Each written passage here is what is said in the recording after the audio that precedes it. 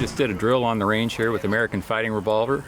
Brian led us through a drill that was introduced to him by Justin Dial, where the shooter was zeroed in on a target, had his weapon presented and sighted in on the target, and he began a slow trigger press.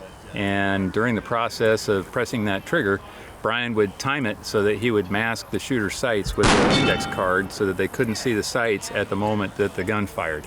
And the purpose of the drill was to indicate to the shooters that they don't really have to have a visual sight picture to get a good hit on target, as long as they're not disturbing the gun. So all the shooters were getting hits, even though the sights were masked at that moment of ignition. They couldn't see the gun, they couldn't see the recoil, but as long as they continue to smooth trigger press, they're all getting hits out there at 15 yards.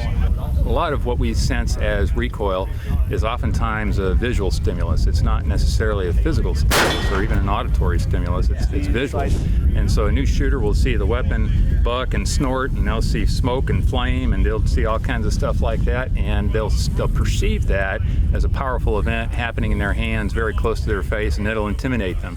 And once they can get over that mental hurdle a little bit about that, then oftentimes they'll wind up shooting a lot better because they're not afraid of the gun, they're not afraid of the recoil at that point. To see all of Gun Talk's content, go to guntalk.com, guntalktv.com, or sign up for the Gun Talk newsletter.